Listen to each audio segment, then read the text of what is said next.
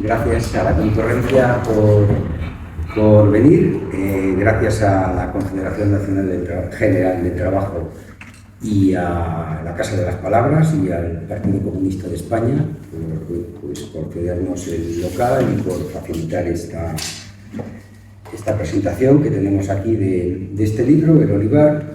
Quiero hablar de Ricardo García Pérez, una persona que conocí hace unos años por medio de nuestro añorado César Vicente. Y bueno, es licenciado en Filosofía y Ciencias de la Educación por la Universidad Complutense de Madrid y tiene también un máster en Traducción e Interpretación por la de Alcalá. Bueno, su vida militante y profesional se ha centrado en la educación popular, el trabajo de alfabetización y de personas adultas. Ha trabajado para el sello editorial Debate y en este momento pues está trabajando en el control de calidad de las traducciones de la editorial Phaidon. En sus 30 años como traductor, pues ha traducido obras de distintos autores anglosajones, pues Paul Preston, Robert Tressler y Gombrich. Y bueno, esto es la presentación. Entonces yo, quería hablar un poco a raíz del libro, no tanto en relación con el libro, sino con respecto al autor, Ralph Bates, autor británico. Y bueno, este señor estuvo en las brigadas internacionales, entonces como aquí en Valladolid, no es que no se sepa mucho, sino que nunca ha habido, creo que nunca ha habido nada sobre este asunto, porque aquí nos pilla fuera de mano, ¿no? Porque a fin de cuentas la provincia cayó en manos de los sublevados del primer momento, ¿no? Entonces sí quería hablar un poco de brigadas internacionales brevemente, ¿no? Hablar de cómo se formaron, qué hicieron y cómo terminó el asunto, ¿no? Hay que considerar que en los años 30 había ya en todo el mundo un movimiento antiguerra, se habían producido las invasiones de China por parte de Japón y de Etiopía por parte de Italia. Entonces esto había generado un movimiento antiguerra bastante importante, ¿no? Y antifascista. También estaba el internacionalismo proletario, existía entonces la Unión Soviética y la Internacional Comunista, ¿no? Que en el Congreso del año 35 había optado por la formación de frentes populares antifascistas, ¿no? En esto llega el 18 de julio del 36 y aquí en España había muchos exiliados que habían tenido que salir de sus países, Alemania e Italia. Había deportistas de la Olimpiada Popular que había en Barcelona, que se había realizado en paralelo a la que había en Berlín en ese momento. Y hubo muchos obreros franceses del sur, cercanos a la frontera, que directamente entraron en España. Todo esto fue un movimiento espontáneo que se unió al movimiento espontáneo republicano y de las organizaciones obreras que formaron milicias para contrarrestar los primeros días, las primeras semanas del golpe, ¿no? Esto fue efectivamente una acción espontánea. A partir de ahí, ya con la confirmación de la participación tanto de Alemania como de Italia en favor de los sublevados, pues ya sí se empieza a organizar un movimiento internacional. Hubo varias reuniones en París y en Praga y a través sobre todo de la Internacional Sindical Roja, entonces se empezaron a formar centros de ayuda a la República Española y a partir de ahí se recogía dinero para la formación de brigadas, armamento, y el 22 de octubre del año 36 ya sí se publica oficialmente en el Boletín del Estado la formación de las brigadas internacionales. Es decir, lo que había sido un movimiento espontáneo pues se formalizó. La llegada de brigadistas pues básicamente fue a través de marítima al puerto de Alicante o bien terrestre a través de la frontera francesa. Y el cuartel general estuvo en Albacete. Ahí fue donde se les llevó para la instrucción y para la formación.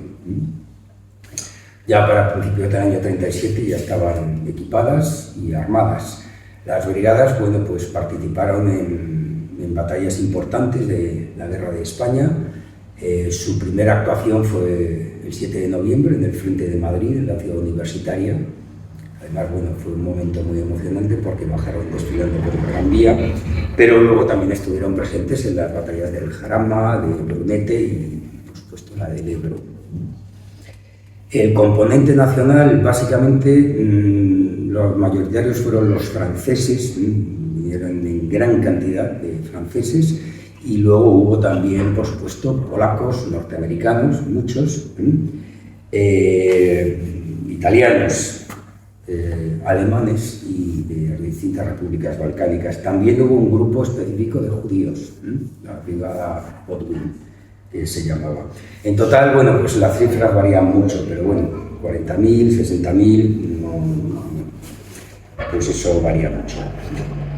Otra cosa que quiero destacar es que cuando pensamos en brigadas internacionales pensamos en combatientes, y efectivamente lo fueron, pero también hubo un servicio sanitario en el que participaron muchos médicos y muchas enfermeras, sobre todo norteamericanas. Entonces eso fue un servicio, bueno, pues muy importante y por supuesto, bueno, pues estuvo atendiendo a las brigadas internacionales.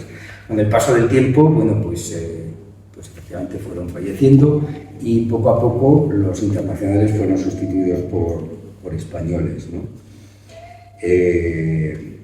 Una cosa curiosa es que tenían, por supuesto, sus órganos de prensa, cada uno en su idioma, aunque inicialmente el idioma oficial de las brigadas internacionales fue el francés.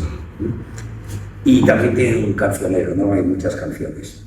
Llegó el año 38, noviembre del 38, a través del famoso Comité de No Intervención, bueno, pues como gesto de buena voluntad del Gobierno de la República, el Gobierno de España, decidió la retirada de las brigadas internacionales y efectivamente, después de un enorme desfile por las calles de Barcelona, pues cruzaron la frontera y salieron de España. Con distinta suerte, algunos pudieron volver a sus países, otros no, los alemanes y los italianos no pudieron. Algunos pudieron volver a sus países, pero fueron represaliados, por ejemplo en Suiza, en Holanda perdieron la ciudadanía. Y bueno, los que sobrevivieron pues engrosaron las filas de sus ejércitos nacionales para combatir contra el nazifascismo durante la Segunda Guerra Mundial.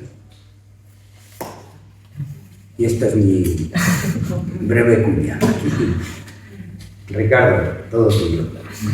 Muchas gracias a todos por venir. ¿Y qué os cuento? La labor militante del autor fue muy importante porque cuentan, aunque lo que hay en Internet y lo que se sabe por historiadores es muy diverso y a veces muy dispar, lo que se cuenta es que Ralph Bates, cuya gran afición era el senderismo y pasear por la montaña, estaba en julio del 36 paseando por el Pirineo cuando se enteró de la noticia de la sublevación y que él lo primero que hizo fue acudir al gobierno civil y ponerse a disposición de la República. Lo que hizo fueron dos cosas, o tres, en un margen de tiempo amplio. Viajar al extranjero, sobre todo a México y a Estados Unidos, para recaudar fondos para la República, contribuir a la fundación de las brigadas internacionales y, como conocía bien el Pirineo, ayudar a trasladar a futuros brigadistas, a introducir a futuros brigadistas en España. Fue tal su implicación que en algún momento llegó a ser nombrado comisario político del batallón Telman, me parece que es el que combatió en Brunete, y estuvo participando, combatió en Brunete, al menos en Brunete, aunque ya digo, pues yo hasta donde he podido averiguar, se cuenta que estuvo en la batalla del Ebro, se cuenta que estuvo en diferentes lugares. Él ya había iniciado una carrera literaria con este libro y con otro anterior, los dos sobre temática española. Por eso a mí me gusta llamarlo que era un cronista de la Segunda República. El primer libro habla del momento de la proclamación de la República en España, está ambientado en Barcelona y va desde más o menos noviembre del año 30 hasta mayo del 31. Y cuenta, o sea, desde los inicios hasta las huelgas revolucionarias estudiantiles de mayo en Barcelona, con un conocimiento de la realidad impresionante, no solo social, sino también en ese lugar, o sea, en esa novela en concreto, sobre el oficio de la forja del hierro, aparte de música y otras cosas que él era. Eso lo había escrito en el año 32. Esta novela la publicó en Inglaterra en el año 35 y casualmente en el año 36 se editó en Estados Unidos en julio del 36, justamente. Por las dos se le considera el padre de lo que se llama la novela obrera o la novela proletaria, que es un tipo de novela más allá de lo que es o el realismo socialista o el realismo social. Es una novela que sobre todo cuenta la realidad del trabajo. El trabajo en su confrontación con el capital, en su confrontación con los ejecutantes, con los terratenientes, con la iglesia y de la cultura obrera, o sea, de la materialización de la cultura obrera. Claro, para él, la época de la República previa, posterior o durante, era un campo fabuloso. Era comunista desde el año 23 que se afilió al Partido Comunista Británico y había venido a España por una razón completamente distinta, que era buscar los rastros de su bisabuelo, que está enterrado en el cementerio de Cádiz, que era un marino mercante cuyo barco naufragó y allí quedó enterrado. Y desde que llegó a España en los años 20 no se marchó de aquí hasta el 38, finales del 38, participando muy activamente. Esta cuestión de la novela obrera o la novela proletaria tiene una tradición no muy larga, pero sí de algunos autores importantes, de los cuales yo he tenido la suerte de traducir a uno, que se llama Robert Tressel, y que escribió una novela que es como la fundacional de todo esto, que se llama Los filántropos en Harapos, que básicamente viene a decir que es que los obreros y los trabajadores en realidad son filántropos, porque lo que hacen es prestar su trabajo a los capitalistas, a los trabajadores, y que ellos se preocupan y pueden, diríamos hoy, pueden incluso votar a Vox, pero ellos siguen siendo generosos con el capital, ¿no? Y hay otro autor escocés que también a mí me importa para esta cuestión, que escribió una trilogía sobre la vida obrera en Escocia, pocos años antes que él. Entonces él está en esa tradición y digamos la de la novela inglesa en general, el tipo de novela inglesa, cómo se forja en la participación o la implicación de la política en la novela y todo esto. Su trayectoria, cuando terminó la guerra, siguió escribiendo, había escrito varios años antes, pero su carrera literaria básicamente quedó truncada, porque yo creo que esta es una hipótesis mía y no tiene ningún fundamento. Yo creo que su idea era escribir una trilogía al estilo del autor escocés, una trilogía sobre España, que empezaba con esa otra novela que está sin publicar todavía, aunque está traducida por mí, pero no está publicada, que se llamaría algo así como Hombres Consumidos, esta que se llama El Olivar, y él yo creo que tenía en la cabeza escribir otra novela sobre el final victorioso, que ya sabemos cómo acabó. ¿Y por qué digo esto? Pues porque en esta novela hay una nota que él eliminó, un comentario que viene al final, luego daré detalles de cómo está hecha esta edición, porque él revisó la novela y tal, y este comentario que voy a decir ahora, él lo eliminó del texto en el año 86, cuando la revisó. Y aquí una frase donde pone un comentario político para los lectores ingleses. Él está escribiendo en inglés para lectores ingleses, explicándoles lo que hay en España y tal. Y decía, bueno, toda esta situación, en un comentario que hace al margen, aparte de la novela y todo, dice, toda esta situación en España cambió y ocurrió todo esto hasta que en 1935-36 se inició la segunda fase de la revolución en España. Este comentario lo eliminó en el año 86, claro, porque no tenía ya ningún sentido. Eso es lo que me hace pensar. Después lo que él siguió escribiendo tiene, digamos, menos relevancia literaria, son como ejercicios de supuestas revueltas o guerras civiles o enfrentamientos civiles en países imaginarios muy parecidos a México. Él estuvo viviendo en México. Después, relatos sobre escaramuzas y situaciones, digamos, de conflicto social en distintas cuestiones, pero relatos más breves. Cuando él se marchó, yo creo que su gran proyecto literario se truncó, igual que su gran proyecto político en la cabeza, porque él renegó del Partido Comunista por el pacto germano-británico, dejó de ser comunista, perdón, germano-soviético, claro. Y él se marchó, estuvo 2 años exiliado en México, luego pasó a vivir en Estados Unidos, allí dio clases de escritura creativa, pero no renegó de sus ideas porque también le llamaron a declarar al Comité de Actividades Antiestadounidenses, el de McCarthy, para que delatara, como a tantos otros excomunistas, o para investigarle. Él no delató a nadie como se hicieron otros, ni dio ninguna información y se negó a declarar. Murió en el año 2000, después de vivir 101 años.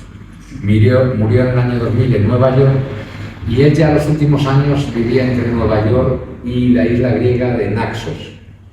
Y vivía tan a caballo que murió en Manhattan y sus cenizas están dispersas en Grecia, en la isla griega de Naxos.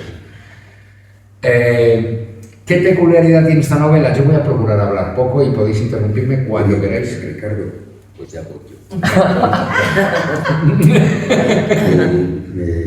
Iba a decirte algo. No, lo que has dicho de lo que habíamos comentado antes, ¿no? De la literatura inglesa, que has dicho, claro, todo esto a mí me lleva más a lo que es esa literatura norteamericana, ¿no? De los años 30, ¿no? Con autores como Upton Sinclair o Sinclair Lewis, ¿no? Mismo Jack London, ¿no? Que tiene novela social, novela que hablan novelas que hablan de la situación de la clase trabajadora y de los desposeídos, ¿no? O la jungla, ¿no? Hay una muy curiosa de un autor que se llama Sinclair Lewis, que se llama It Can't Happen Here, que esto no puede pasar aquí, que es una visión de entonces, de los años 30, de cómo un fascista llega a la presidencia de Estados Unidos por elección. Vale, y luego está también Jack London, ¿no? El que tiene el del colmillo blanco, que tiene el talón de hierro, ¿no? La gente del abismo. Y bueno, Theodore Dreiser y el que has mencionado también, de Robert Dreiser. Entonces, bueno, efectivamente, es esa literatura anglosajona que también pues, se une con los autores británicos, ¿no? Sí. Que existe, ¿no? Que es que parece que existe, lo mismo que la literatura social española, y ahora no me voy a meter en eso. No, mira, a mí me gusta decir, esta es una consideración, digamos, o de académicos o de la literatura académica, pero bueno, nos sirve para entendernos. A mí no me gusta decir ni esto es realismo, esto yo creo que no es realismo social, bueno, sí. No es realismo socialista, creo. Desde luego tampoco es, o sea, hay que pensar, por ejemplo, que en esta época, cuando este hombre está escribiendo esto, que es una novela casi decimonónica, o sea, por el despiece, por la composición, es casi, en esta época está escribiendo Joyce, Virginia Woolf, Steinbeck, Musil en Austria, Alemania, o sea, gente que está como experimentando con la novela y con el lenguaje, y él no está haciendo esto, ni siquiera. O sea, el realismo socialista marca... Es muy genérico lo que digo, o sea, porque se podría discutir mucho. El realismo socialista habla de... o tiene como referencia las políticas de Estado, aun cuando Gorky sea anterior o coetáneo de la Revolución Soviética y tal, pero habla de una cosa como el Estado. El realismo social marca diferencias, bueno, pues como... Por ejemplo, Historia de una escalera es realismo social, es teatro, es español, es muy posterior. Bueno, pero como es, vaya conflicto, vaya desgracia está ocurriendo aquí, fíjese qué diferencia hay entre unos y otros y tal, pero no se mete en nada más. Estos autores de los que ni siquiera es porque el Matadero o el Financiero, que eso, sí. Todos estos autores refieren determinados conflictos, incluso cuestiones de Brecht. A Brecht tampoco se le podría llamar, bueno, primero no era novela y segundo ni era obrerista exactamente, ni era, o sea, hay una categoría, digamos, que es la novela que llaman obrera proletaria, que es que se centra en hablar del trabajo, efectivamente. El trabajo en relación al capital, en relación a los caciques, que son los que lo distribuyen, en relación a las iglesias o la iglesia, que es la que lo administra y le da la cobertura. Es un tipo de novela que habla del trabajo y aquí está marcadísimo.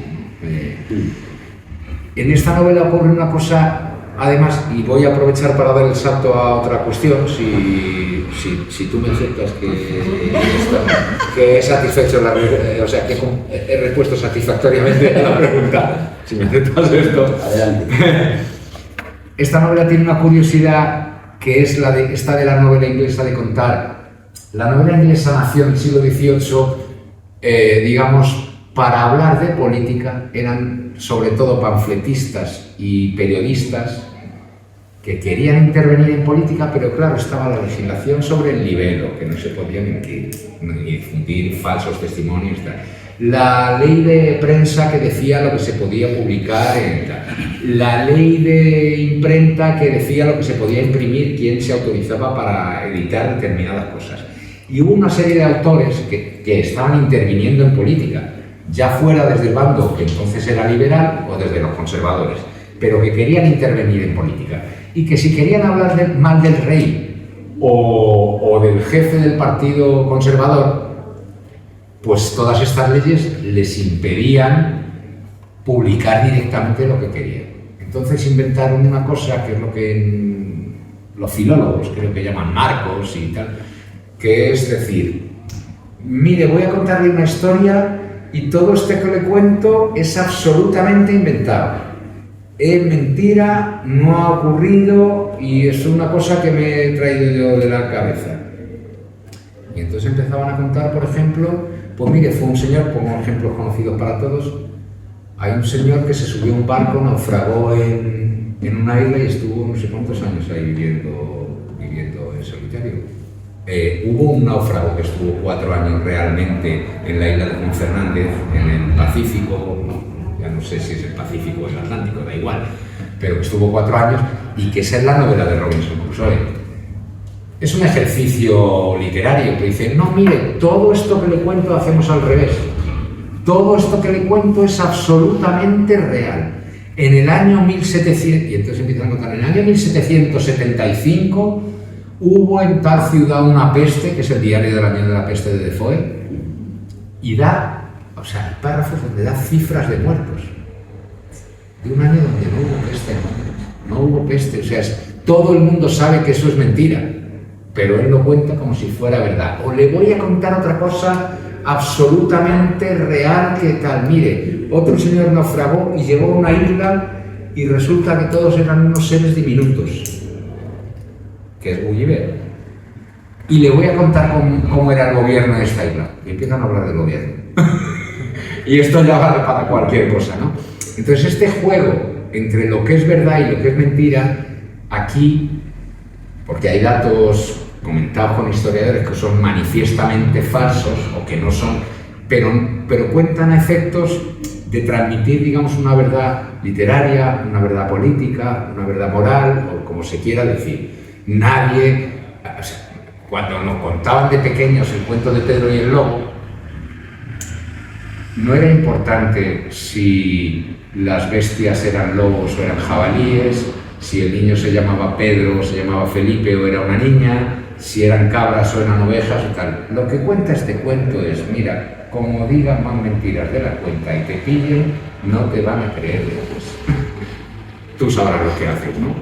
Entonces, la verdad histórica o la verdad real es lo menos importante. ¿Por qué digo esto? Porque esta novela empieza diciendo, le voy a contar una historia que ocurre en un pueblo de Andalucía que se llama Los Olivares de Don Fadrique. Este pueblo está en Andalucía, está en el Valle del Jabalón, bañado por el río Jabalón. Los traductores tenemos un defecto, que es que tenemos que ir a documentar las cosas que nos cuentan, sobre todo para contarlas, sean verdad o no sea mentira o tal, pero para saber dónde.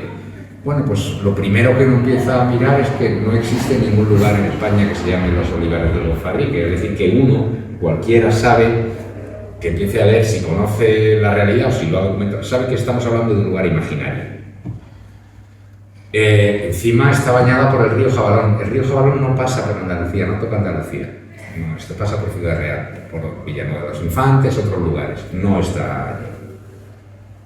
Pero sí existe en Andalucía un lugar que se llama Puebla de Don Fadrique, que está en Granada, que no se dedica al olivar, no se dedica a los olivos, ahí no se cultivan olivos ni nada.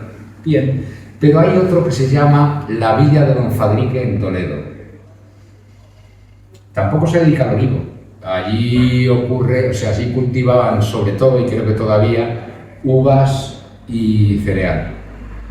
Pero uno investiga, la novela se desarrolla entre febrero del 32, creo del 32, y octubre del 34, o sea, 2 años y medio más o menos.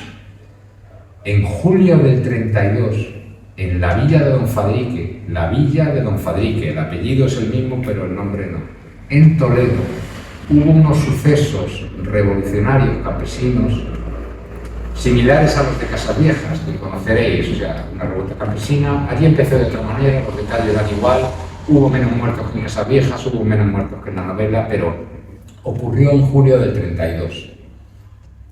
En julio del 32 aquí, en este lugar que se llama Los Olivares de Don Fadrique, hay una revuelta campesina donde pasa una cosa muy parecida, con más muertos, con más dramatismo novelesco, si se quiere. Y yo sostengo que el autor conocía esto, porque el autor, hay alguna, luego, si viene a cuento, leo alguna declaración suya de una entrevista del año 36, él conocía esto, y él compone una cosa al modo de los novelistas británicos de toda la vida, donde mezcla este pueblo que me invento, este valle que existe pero que no está mezclado, la vida campesina que sí es real, los jornales, no sé cuántos, la historia de los olivares, que sé un montón, el autor sabía un montón de olivas, aceitunas, y que a mí me ha dado mucho quebradero de cabeza, de variedades de aceitunas, de formas de cultivar, de los injertos, de las almazaras, sí, todo eso lo conoce. Eso me llama mucho la atención, lo detallista que es con todo eso lo conoce. Las costumbres. Además, él se lo está contando a los ingleses, porque él está escribiendo en inglés y se lo está contando a los ingleses. Entonces nosotros leemos, por ejemplo, una descripción de Baroja, de una novela, y decimos, oye, qué forma, apreciamos unos matices en la forma de escribir un paisaje, pero claro, lo de aquí llama la atención, porque tú imagínate que le tienes que explicar a un inglés qué es un olivo y cómo es un olivar, o sobre todo la zona de Jaén, donde es un paisaje que ni por clima, ni por orografía, ni por nada tiene nada que ver con Gran Bretaña, donde no hay olivos, o sea, habrá algunos sueltos, pero no es. Entonces él está explicándoles esto a ellos, y llama la atención el detalle de decir cómo son los valles, cómo son los cerros, cómo son las lomas, qué color tiene. Entonces él mezcla toda esta cuestión para hablar de una cuestión, para hablar de un problema que es de estructura social o de la realidad española. Él era comunista, delegado de la Internacional Comunista, implicado en una época convulsa en Europa y donde las internacionales cuentan y se va a apoyar, y él viene aquí a trabajar y se alista en las brigadas y casi funda las brigadas y funda un órgano de expresión de las brigadas y de los brigadistas, y él está explicando esto contando una cosa que él dice, no, a mí me interesa el drama humano, pero claro, hace un retrato de la realidad española en la República, que es la razón por la que a mí me lleva a decir que es una especie de cronista. Porque aunque los detalles no cuadren, porque hay cosas que se sabe históricamente que no cuadran, pues él a estos personajes los lleva en algún momento a Asturias y quiere contar el conflicto que hay en España, el conflicto de la República, y los lleva a la Revolución de Asturias y cuenta una trama de la Revolución de Asturias, y hay una historia de amor, y bueno, todo lo demás da igual, ¿no? Pero el es una novela, digamos, decimonónica en ese sentido, pero con mucho pozo y con mucho detalle de la realidad española. A él en el 36 le hicieron una entrevista en un libro que en alguna biblioteca o en una librería de viejos se puede encontrar, que se llama Corresponsales en España, crónica de la guerra civil. Esto es una serie de entrevistas que hizo otro autor inglés a varios periodistas o brigadistas o gente que estaba en España en esa época. Y en sus declaraciones él decía, él llevaba en España desde el 23, y decía: mis recuerdos se remontan a la dictadura de Primo de Rivera, Berenguer y Alonso. Justo antes de que cayera la monarquía, recorrí a pie durante todo un año, un mes tras otro, casi 2000 kilómetros, atravesando cordilleras casi desconocidas y perdidas, para ver cómo viven los españoles. Me atrevería a decir que sé más sobre la vida y el trabajo de los pastores, los olivareros, los labradores y los campesinos españoles, que todos esos ingleses a los que veo hablar de la gloriosa tradición española y de sus alarides fascistas. Creo que conozco la auténtica tradición, la forma en que se cultivan las aceitunas, en que se elabora el vino, en que se recoge corcho, las canciones que se cantan para recolectar los higos o para pastorear el ganado. Conozco todo eso porque he ido con ellos por los inmemoriales caminos por los que los rebaños de ovejas van en verano desde las asfixiantes llanuras rojizas hasta las laderas de las montañas. Pateo fue estibador en Cataluña, desempeñó oficios mecánicos como de ingeniero por toda España, hizo de periodista y de corresponsal en el extranjero. Seguro que el campo lo cultivó, era músico, musicólogo, poeta, novelista, y toda esa trayectoria, digamos, se truncó en cierto modo hasta que se recluyó en Estados Unidos. Y esta cuestión del conocimiento, de contarle a los ingleses cómo es España y qué está pasando en un conflicto que, o sea, si pensamos que la guerra civil era una antesala de la guerra mundial, donde a España se la dejó al margen, o sea, pues eso era un problema que él quería dar a conocer, ¿no? Hasta el punto de hacer cosas tan surrealistas como que, por ejemplo, él hablaba muy bien español, introduce un montón de palabras que está reflejado en la traducción. Él coloca muchas frases en español, y él, en un lugar de la novela, hace decir a un personaje una expresión que yo voy a decir en inglés, pero que sería una aberración para los ingleses. Quien sepa inglés, ahora lo traduzco, decía: "Bless the mother who gave you birth". Esto es la forma de traducir al inglés: "Viva la madre que te parió". Ahora, esto en inglés, para los ingleses, no es un elogio. Quiero decir, si yo tuviera un amigo inglés, estuviera en Inglaterra, para decir lo guapo, lo guapa que era, jamás aludiría al Canal del Parto. Porque los ingleses hay cosas que no soportan, que es sexo, Canal del Parto, muerte, en la conversación cotidiana. Entonces, bueno, pues él se permite esto que es fácil de traducir, que uno lo ve en inglés y le hace gracia, y al mismo tiempo que hace eso, mete expresiones en español, entonces él está contando lo que pasa en España a sus camaradas ingleses. Bueno, de momento me voy a callar, porque yo creo que ya estoy. Y si no, seguimos cuando queráis, por donde queráis. Bueno, que tenga una pregunta, quiera. Yo, más que pregunta, creo un poco en reflexión sobre bueno, pues el libro, vamos a decir, que cuentan un poco lo que pasó en Guerra Civil y que también, bueno, está escrito ante las brigadas internacionales, que un poco mi sensación, que ahora mismo sale mucho gente joven que pues tiene una visión distorsionada de lo que fue la dictadura. Y es que pasábamos el otro día por una librería conocida de Valladolid y había programado una presentación de un libro que era, no me acuerdo del nombre exactamente, pero era La pelea de los abuelos, hablando sobre la guerra civil española. Es que no me acuerdo el nombre, el nombre exacto, en una biblioteca en una librería bastante conocida de Valladolid. Y es un poco si, o sea, hemos llegado para que en una biblioteca, en una librería conocida, se esté presentando un libro bueno, pues claramente fascista, Y encontrar espacios en los que realizar presentaciones de libros o otro tipo de cosas de izquierdas es complicado. Aquí hay gente del Ateneo Republicano que sí, que por ejemplo, pues en los cines Casablanca quizás se puede hacer algo, pero porque es muy de la misma línea, pero que es muy complicado salirte un poco de ahí. Entonces, no sé, ¿cómo está un poco el tema de la literatura? Que es de izquierdas cuesta y de derechas, pues tema derecha tienes en una librería, la más conocida de Valladolid, una presentación a plena luz del día, sin problema. Esa para empezar, y todavía digo más. Vale. Te contesto a eso de momento. Mira, a mí me comentan, con ocasión de la publicación del libro, nos han pedido que vayamos o hemos promovido nosotros, o sea, presentaciones, lugares, y en algunos lugares pues había poca gente. A mí esta gente que estamos aquí me parece suficiente, que es la gente que tiene interés. Ay, qué pena, porque la gente joven, sobre todo, donde está. Y yo decía siempre, mira, yo tengo un hijo de casi 23 años. Esto a mi hijo le trae al país. O sea, no le interesa. O sea, lo que yo creo que son las batallas de los jóvenes, ahora, o por lo menos lo que moviliza o lo que los mueve, son cambio climático, ecocidio, Palestina. Ahora veremos la guerra, seguramente también, o sea, esos temas.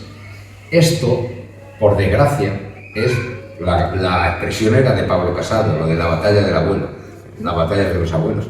Pero claro, el que te dice la pelea de los abuelos, o la batalla de los abuelos, ya sabes de qué pie cojea. Bueno, a mí me encantaría, muy bien, la batalla de los abuelos, pues no hable usted, si quiere, yo voy y hablo de la batalla de los abuelos, y eso existe, eso es como decir, no hablemos nunca de la prehistoria ni de cómo el cromañón neandertal se convirtió en hombre, porque eso es de los abuelos, ¿no? Eso es conocimiento simplemente de la historia, no es más, ¿no?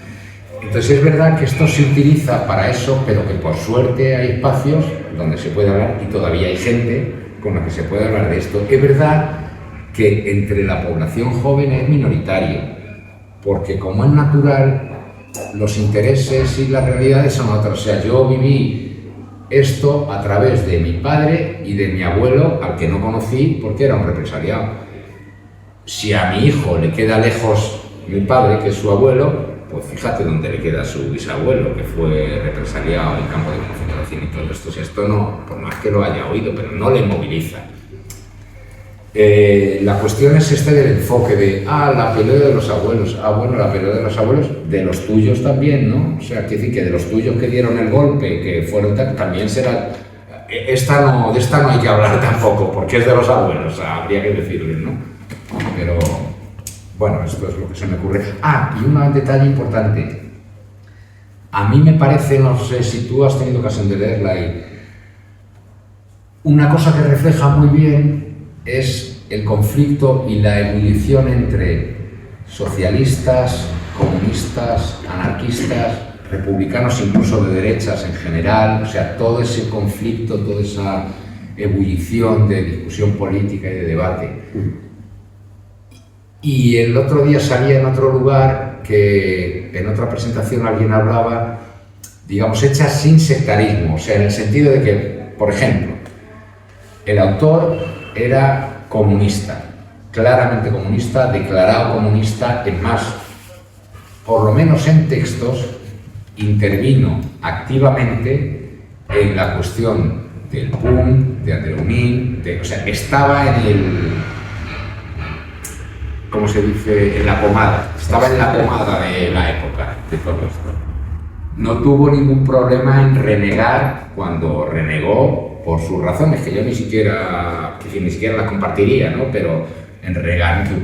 Pero el retrato que hace de la discusión y del debate y del conflicto, a mí me ha parecido que es, por ejemplo, mucho más honesto, y por sembrar polémica un poquito, por ejemplo, de las cosas que hacía Ken Loach en algunas películas, donde creo que distorsiona algunas discusiones, o sea, que no te presenta la discusión honestamente y te dice de repente, bueno, sí, los que eran proabortistas eran la representación del mal, o al revés, los que eran antiabortistas, no, si esto no es de representación del mal ni de nada, es esta es una posición, esta es otra. Aquí está por qué discuten. Y eso me parece que aquí está muy honestamente tratado. No sé si... Sí, vamos, yo por lo que tengo leído, efectivamente se exponen dos posturas y bueno, están tratadas de una manera respetuosa, efectivamente. Claro, los objetivos son, bueno, los objetivos no lo sé, pero los medios desde luego son distintos, ¿no? Entonces, y además personajes también populares, es decir, del mismo pueblo. Entonces, bueno, pues son posturas distintas, pero sí, efectivamente, yo creo que eso está tratado con... Personajes que son anarquistas y se hacen comunistas, personajes que son comunistas y se hacen anarquistas. Es decir, que hay unas líneas de demarcación o unas que no son tan impermeables por lo que se ve. Que esa es la definición de cierta, no sé si llamarlo flexibilidad. Bueno, pues mira, que eso es verdad que hay una línea clara que es el fascismo, el nazismo, y esto no es... ahí no hay flexibilidad, ¿no? Pero entre todas otras ideologías o planteamientos, en ese sentido, yo le decía, no sé con quién fue, que salió una discusión en otra presentación al respecto, de decir, ojo, qué curioso, digamos, tradicionalmente a los comunistas se les llama o se nos llama, o tampoco sé yo hasta qué punto, o sea, ni tengo carné ni falta que me hace, ¿no? Pero es decir, a los comunistas enseguida, o en aquella época, por circunscribirnos a esto, a los comunistas se les acusaba de stalinistas, ¿no? De esto es.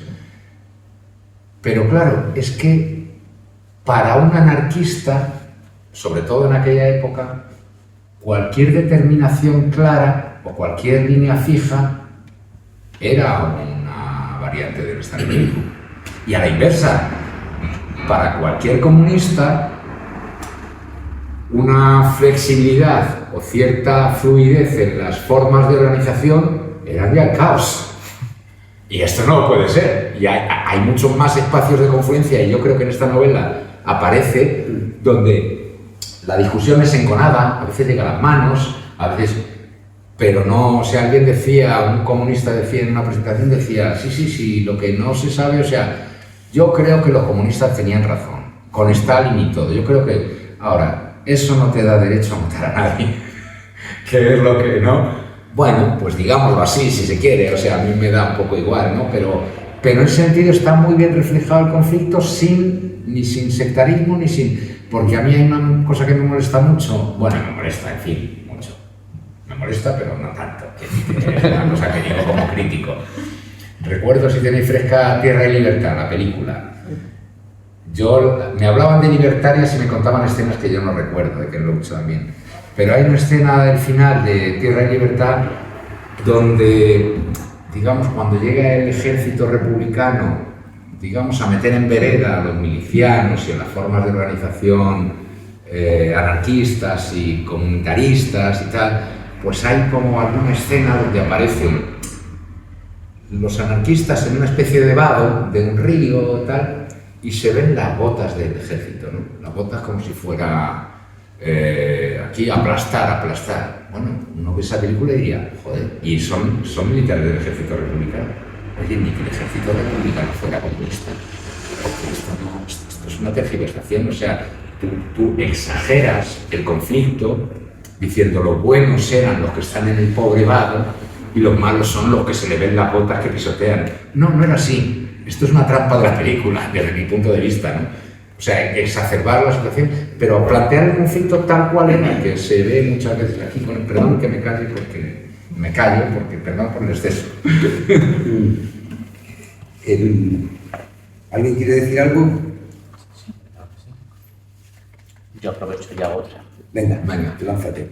Esto es un poco más en relación a lo que os comenté al principio de las brigadas internacionales. Un poco qué le lleva a una persona que lo que se dedicaba a escribir libros a apuntarse a brigadas internacionales. Es verdad que en ese momento está viviendo en España, pero que es una cosa, un cambio radical, es decir, del tipo de vida que tenías a apuntarte a brigadas internacionales, que te puede suponer lo que hemos dicho, y luego te repudian en tu país de origen o que te maten. ¿Qué le puede llevar a eso? Y un poco también en contraposición de ahora, que el tema de solidaridad internacional es, cuanto menos vamos a decir, muy reducida. Y eso que ahora no estamos hablando de hacer solidaridad internacionalista que te vayan a matar. No estamos en ese punto. pero que en el punto que vi entonces vinieron 40, 60.000, 80.000, depende en qué fuente miremos, porque es complicado, y ahora es prácticamente nula. Es verdad que no tenemos como una internacional comunista, socialista, que queremos decir, pero bueno, sí hay una mínima organización a nivel de partidos a nivel europeo, y diría que es bajo mínimo, más allá de la movilización que pueda tener un país determinado, ¿no? En Estados Unidos, cuando ha salido ahora movilizaciones anti-Trump, pero que es de gente de Estados Unidos o en otros países, pero no hay una solidaridad internacionalista, o ni ese concepto igual casi existe. Un poco esas dos preguntas. Ya, yo le voy a dar la vuelta un poco, o sea, voy a alterar las premisas de tu planteamiento. Y permíteme. En el año 36, que él ya ha publicado este libro y otro, y viene de una conciencia social, obrera y comunista clara, o sea, él está afiliado al Partido Comunista desde el 23. En el 23, Hitler todavía no ha aparecido, y Mussolini no sé si ha aparecido o está a punto de aparecer, pero él ya es comunista. La revolución soviética, bolchevique, es muy reciente y él tiene clara esta cuestión. Y seguramente él tiene un análisis, digamos, territorial, en fin, ahora ya no se discute, pero en aquella época lo de el socialismo en un solo país, el socialismo, esto era... para alguien con conciencia no tenía claro. Lo anormal para este tipo de personaje era cómo llegada la guerra civil, que es la antesala de la guerra mundial y de todo el auge de los fascismos y tal, cómo nadie hace nada. Berlín, todos los gobiernos europeos. Además, su trayectoria antes de ser comunista, porque creo que su afiliación es del año 21 o 22, antes de ser comunista, él había participado en la Primera Guerra Mundial. Su formación y su tradición no es ni literaria, ni humanística, ni solidaria. Él es un ingeniero. Es un ingeniero, que es una cosa asombrosa. O sea, a mí me gustaría ver ingenieros escribiendo estas novelas, hablando de musicología, de música, poeta. Ojalá, o sea, ingenieros de esos todos los que... Entonces él es un ingeniero que viene aquí a trabajar y viene aquí antes de que se desarrolle el conflicto y cuya tradición, cuya trayectoria... Bueno, él quiere escribir, pero no esta novela y la anterior son previas a cualquier conflicto. En la Primera Guerra Mundial, como ingeniero, lo que había hecho había sido adiestrar a tropas para enfrentarse a la guerra química, a los gases y a todo esto. Eso es su...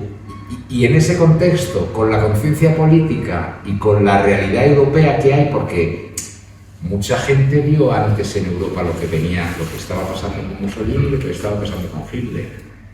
Con esa conciencia política, a él no se le ocurre otra cosa que decir, no, es que yo soy la militancia es esta, como le pasó a tantos brigadistas.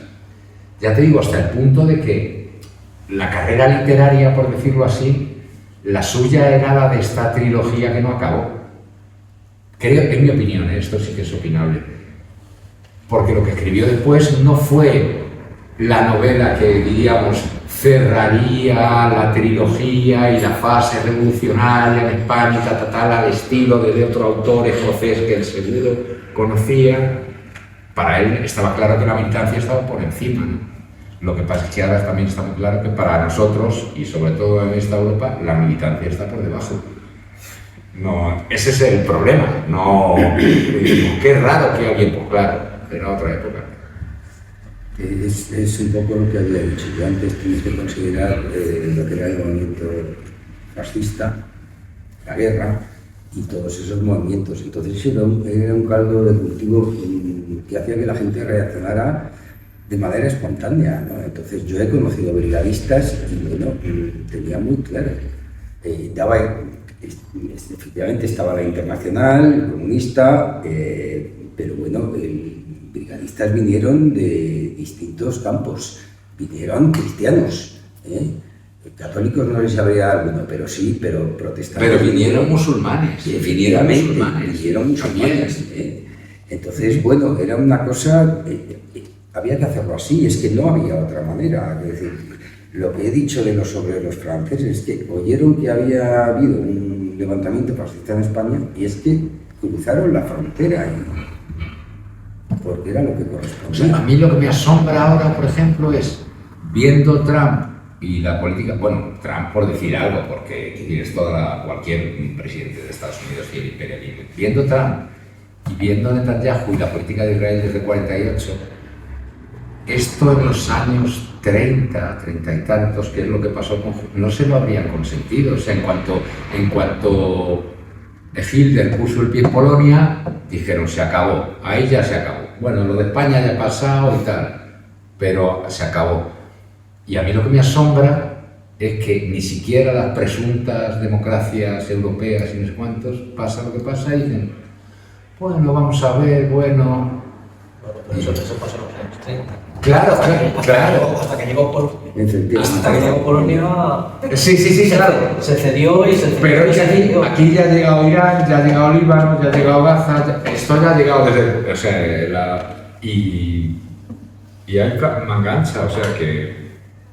Quiero decir que el contexto ha cambiado tanto que es difícil, pero no es lo raro decir, joder, ¿cómo se comprometió tanto? Pues claro, porque ahora estamos en lo contrario, en cero compromiso.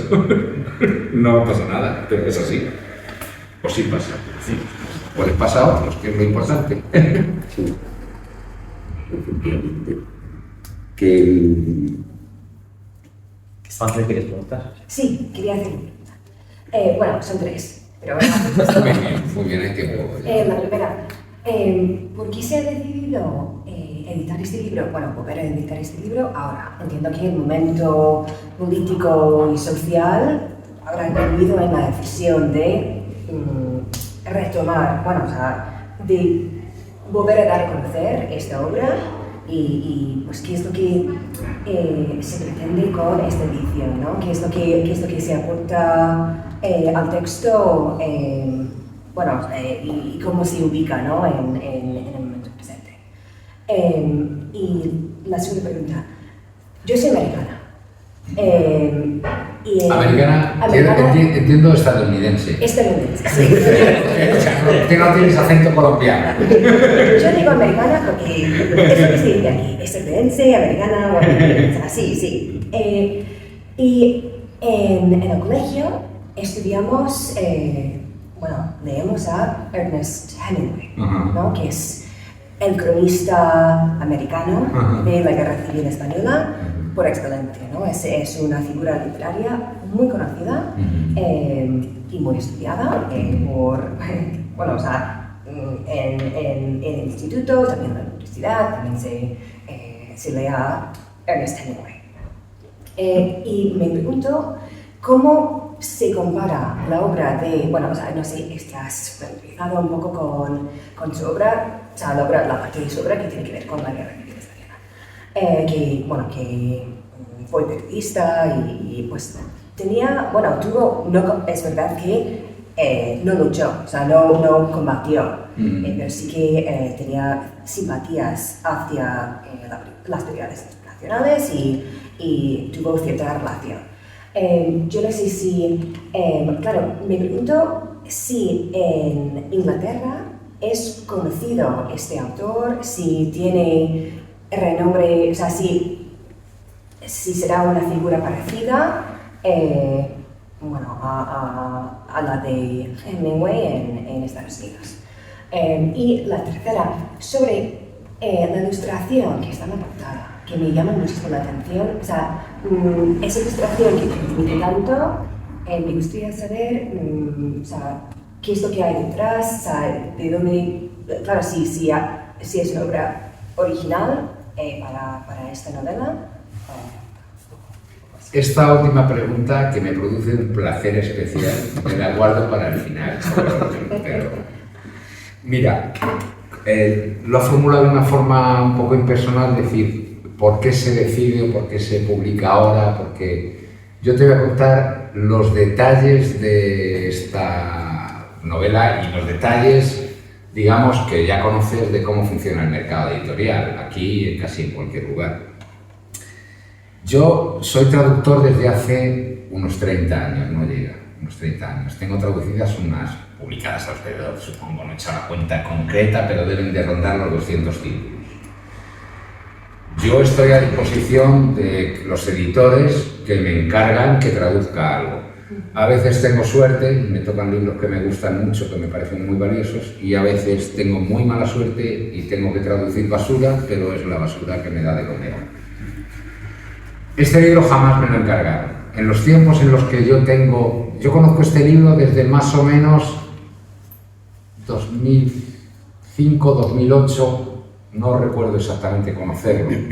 Este libro aparece en repertorios, hay un repertorio famoso, creo que es la autora original, aunque ahora está disponible en internet, hay un repertorio de libros sobre la Guerra Civil y la República Española, novelas, ensayos, desde diferentes ópticas ideológicas, países, lenguas. Es un repertorio que ahora mismo creo que los libros rondan los 8000. Pero este libro estaba en el repertorio original, que es de los años 80. Nadie lo había traducido. Cuando a mí me encargan un trabajo y tengo mucha tarea, pues estoy dedicado a mi trabajo. Y cuando no tengo trabajo, nadie me ha encargado nada, o tengo tiempo libre, yo que tengo curiosidad, soy inquieto, he sido editor y tengo intereses además o literarios o curiosos o intelectuales, simplemente busco cosas, y si nadie me lo encarga, me lo encargo yo. Quiero decir, empiezo tranquilamente en huecos, en trabajos, a traducirlo, a prepararlo, con la esperanza de que cuando lo tenga terminado, y con mucho riesgo, porque podrían publicarlo en cualquier momento, otro, mientras que se lo hayan encargado a otro y tal, y con mucho riesgo presentárselo a un editor y decir, tengo este libro. Bueno, yo terminé la traducción de este libro la empecé hace alrededor de 5 años, y la terminé hace alrededor de 3 años, más o menos. Y cuando la terminé, la puse a disposición de editores. Y pregunté, ¿tengo esto? ¿Tiene interés? O sea, yo creo que esto siempre tiene interés en España, porque, por poner otros autores, el propio Hemingway, o Gerald Brennan, o cambiando de registro, Washington Irving, o sea, autores que han hablado de España tienen siempre interés en España, pero del mismo modo que autores que han hablado de Francia deberían tener o tienen normalmente interés en Francia para los lectores, porque les cuenten sobre todo cosas de su historia y más de personas con esta implicación. Yo me dediqué durante 3 años a ofrecer esto a editoriales. Este libro es muy difícil porque es muy caro de producir. O sea, la traducción de un libro encarece mucho la producción del libro, y la traducción del libro la paga un editor. Entonces ningún editor se atreve a traducir, a pagar una traducción así, que sube muchísimo el coste y que luego hace que tengas que vender. Si fuera un premio Planeta o lo distribuyeras fácilmente, pues hay retorno de la inversión, pero es muy arriesgado. Entonces yo tardé 3 años en encontrar, primero, un editor arriesgado que se animara, y segundo, que aceptara un acuerdo, y que yo aceptara el acuerdo también, porque, bueno, venga, no cobro la traducción entera, de momento. O sea, llegamos a un acuerdo para que yo voy a cobrar la traducción de forma diferida. Vamos a hacer un trabajo de promoción, porque esta novela tiene mucho interés, o sea, mucho interés, iba a decir, aunque no fuera para lectores literarios, o sea, para historiadores, para lo que quieras, ¿no?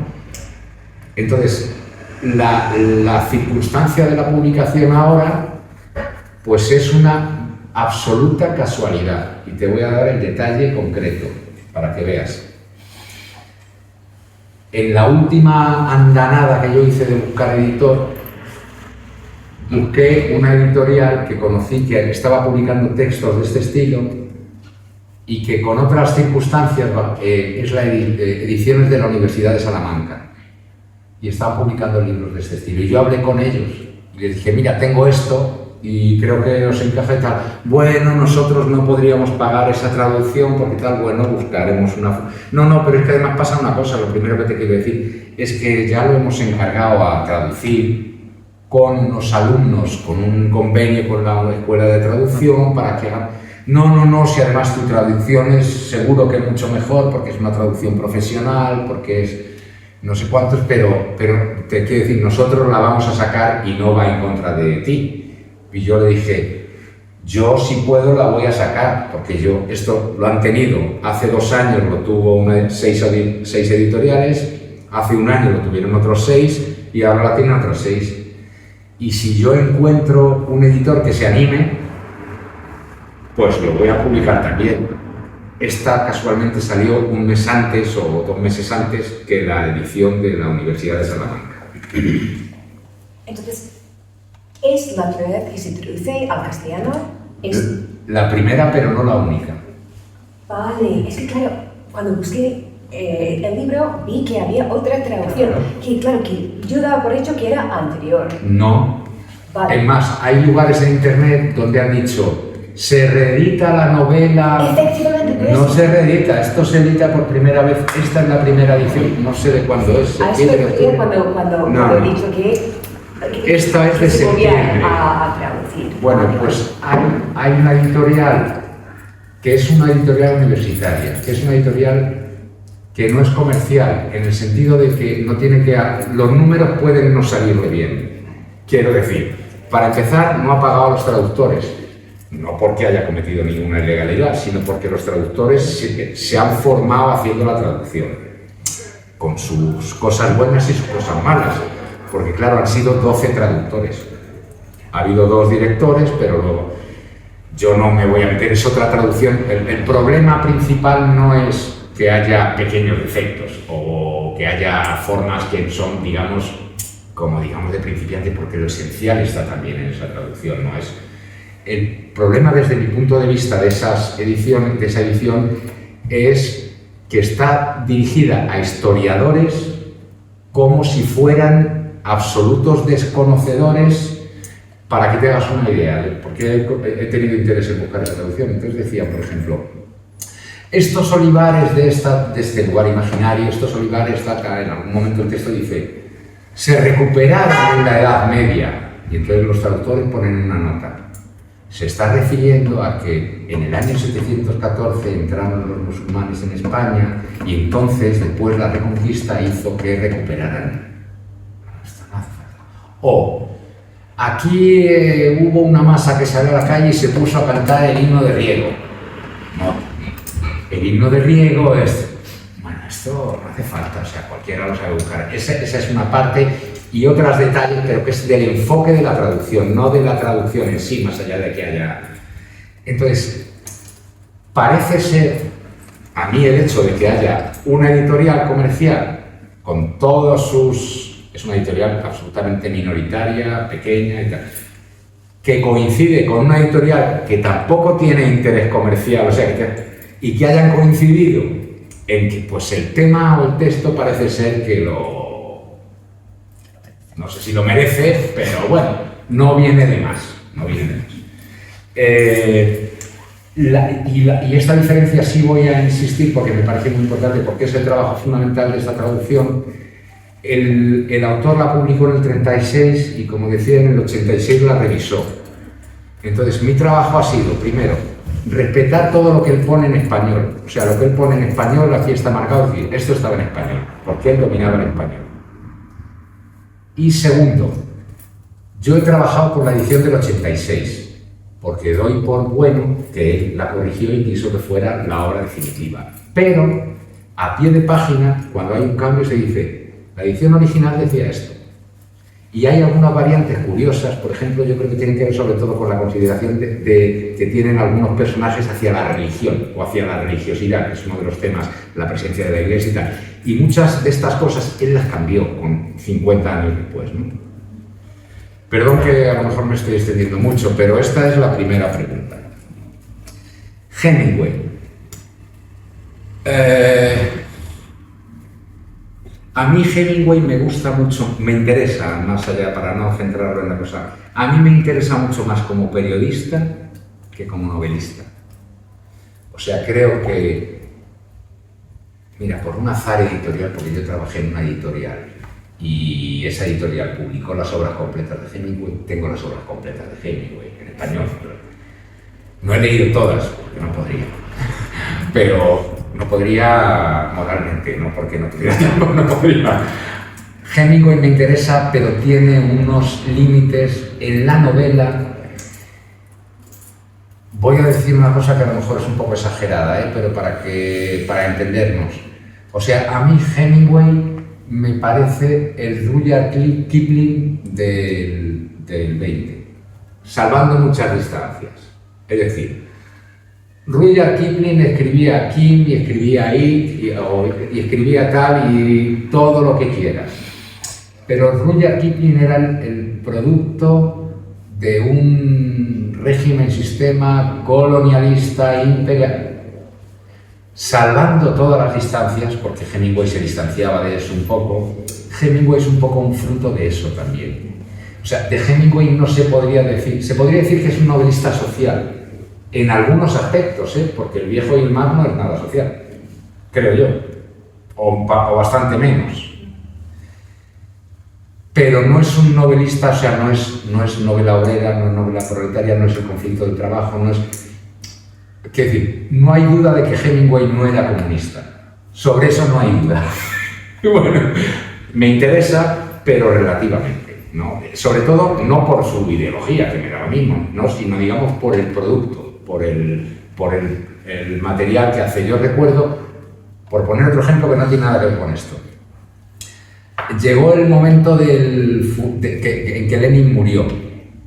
Y Lenin murió y se buscó una forma de conmemorar musicalmente, y esto está contado en un libro que se llama El arte, un libro recuerdo el autor, que se llama Fischer, pero no sé qué es él. Y entonces él cuenta que, claro, las autoridades de la Unión Soviética querían hacer una conmemoración fúnebre, pero ojo, para las autoridades, el alma no existe, digamos, para las autoridades de... Entonces, ¿cómo hacer una obra sinfónica, un gran requiem, que no lleve directamente a pensar en Dios? O que no... Bueno, pues hay una obra que es el requiem por el funeral de Lenin, que es lo que a mí me interesa de los artistas, que es, joder, ha encontrado una clave para saltarse y decir, mira, esta es la forma.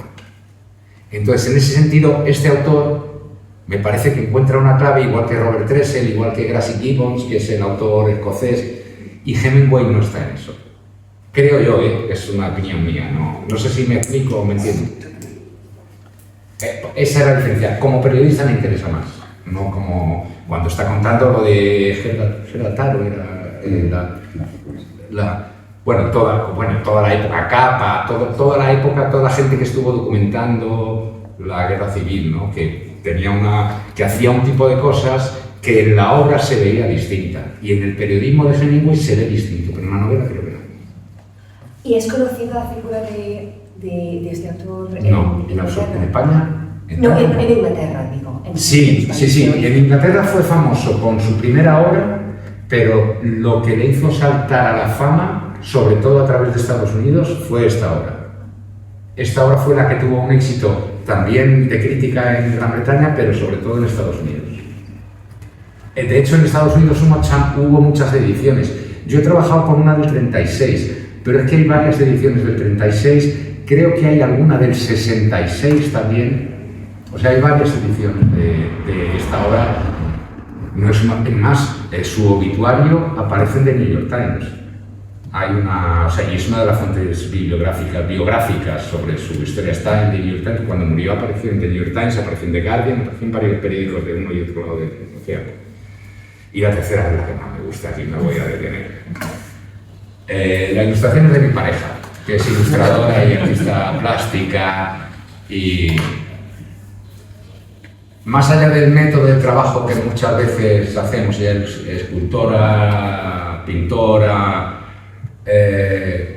más allá del método de trabajo, que es que yo cuando tengo que corregir alguna obra tengo que leer y volver a releer, y entonces cuando salió esta oportunidad me propusimos, el editor y yo con más trampa y con un poco de ventaja, le propusimos que hiciera la editorial de la que hiciera la ilustración, y yo, como tenía que releer, pues releí en voz alta, y ella hacía un boceto, hacía otro boceto, iban cayendo los bocetos a la papelera, porque esto no, porque...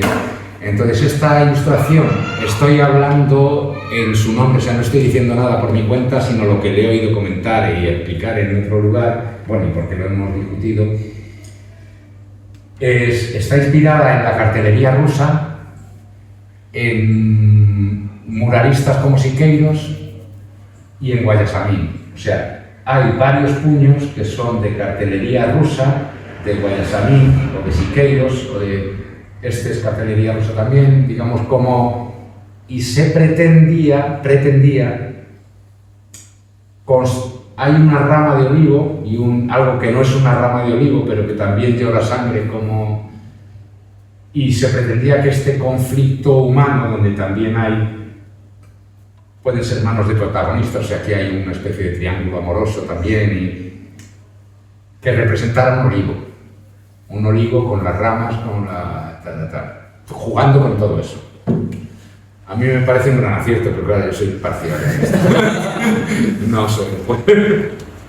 Estuvo mirando, claro, he visto las portadas de las dos ediciones que han salido. Y claro, mirando, comparando las dos portadas, pues claro, una tiene los ojos y la otra, bueno... La otra no está mal, pero la otra es desde mi punto de vista, que yo no soy ningún especialista, la otra desde mi punto de vista es cartelería rusa revisada, pero bueno, en la línea de la colección, que ahí es una cosa interesante. Una editorial tiene que hacer su sello, y como ya han tenido varios títulos de esa colección y tienen esa línea, pues han seguido la misma línea. Y las líneas te dan ventaja en algunos casos, que te guían, pero en otros casos te limitan. Y aquí teníamos la ventaja de que había, como era el primero sobre esto, había libertad, y de eso se benefició. Bueno, perdón por la confidencia, ¿sí? ¿No?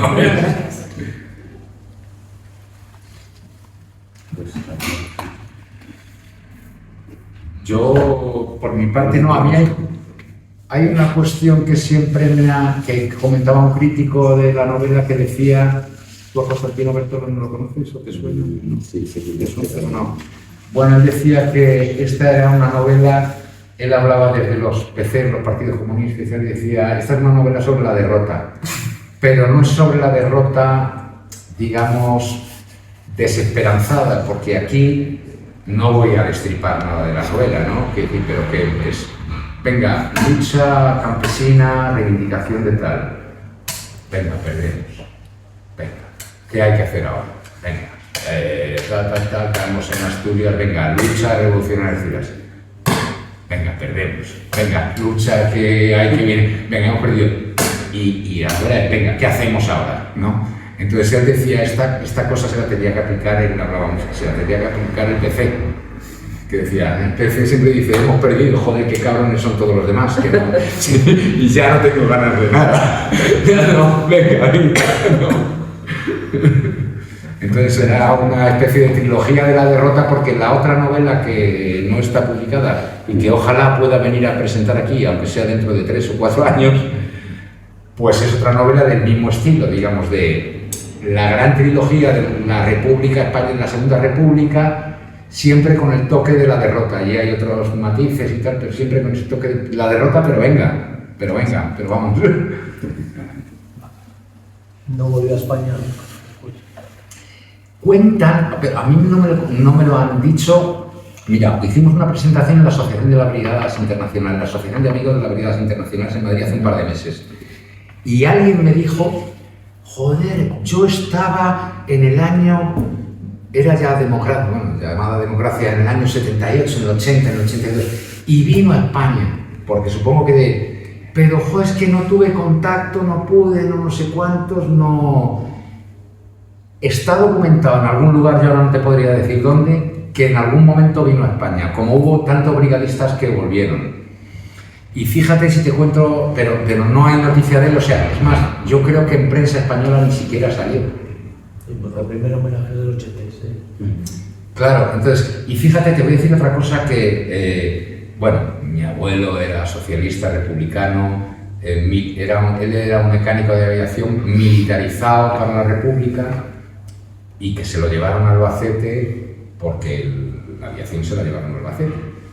Bueno, cuando yo el otro día me entero que este hombre estuvo en Albacete, o el otro día, vamos a ver, estuvo en Albacete y digo, yo no conocía a mi abuelo y no conocí personalmente a este, ¿no? Pero digo, seguro que mi abuelo tiene que ser conocido.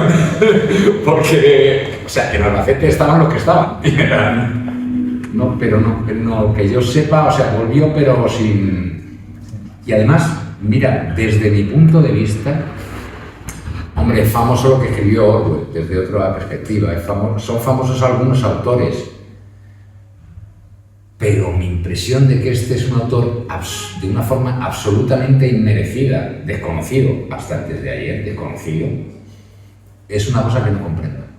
O sea, ya no desde el... O sea, yo entiendo que comercialmente... O sea, esto no es un premio Planeta, ni es un libro que te leas en una hora, y es un libro que tiene unas descripciones del paisaje que le está contando a los ingleses que son a veces el lenguaje de un barroquismo exagerado. Y claro, bueno, pues ¿por qué no? Pues porque comercialmente es un libro difícil. Ahora es mejor escribir como David Duclos. Que mira... Sí, sé que estoy diciendo una cosa muy peligrosa. Mira, el otro día escuché en la radio hablar de decir, ¿por qué dan un premio y tal? Y decían unas cosas con las que yo no estaba muy de acuerdo. Pero digo, ¿qué es lo que premian cuando dan un premio? ¿No? En España, no sé, en Estados Unidos o... En España los premios están esencialmente amañados. Esencialmente. Entonces, lo que yo creo, ¿qué es lo que premian? Premian la capacidad de venta de un libro. Es decir, el editor se premia a sí mismo porque dice, yo creo que de este libro voy a poder vender 1 millón de ejemplares. Y entonces premian eso. Y de este libro no se van a vender jamás 1 millón de ejemplares porque no estaríamos en otro país, no sería este. Entonces, este libro jamás lo van a premiar y jamás nadie se va a interesar. Ya te digo, un editor muy arriesgado que dice, venga, y que se aviene a llegar a un acuerdo y decir, mira, vamos a vender el libro así, te voy a pagar la traducción, pero va a ser en no sé cuánto tiempo, va a ser... Y yo acepto porque me parece, porque creo que debe salir. Pero para mí mismo tampoco es fácil, ¿eh? O sea, que yo vivo de esta cosa, pero y aquí sé que tengo que diferir un poco las lentejas. Pero bueno. Pues no sé si alguna otra pregunta. ¿No? ¿Alguna pregunta más? Eso tendría que preguntar. No, es que se me está quedando aquí esto. Estamos por terminada la sesión. Muchísimas gracias. Oye, uy, es que me he alargado muchísimo, perdón, nos hemos alargado, perdón. Sí. Bueno, solamente la editorial nos autoriza, o me autoriza a mí, yo he sido editor en el sentido de que he preparado el texto, no soy el propietario de la editorial ni nada. La editorial nos autoriza a vender el libro con un descuento un poco mayor al 10%, que queda en 20 euros. Hay para elegir, si hay algún fetichista del libro, hay para elegir, porque hay primera edición que tiene alguna errata menor, pero sobre todo un problema con el índice, que en la segunda edición está resuelto. Pero dicen que en la primera edición, al cabo de 150 años, quizás lo puedan vender por $500 millones. Entonces ahí como hay terreno para el futuro. Entonces se puede elegir primera o segunda edición.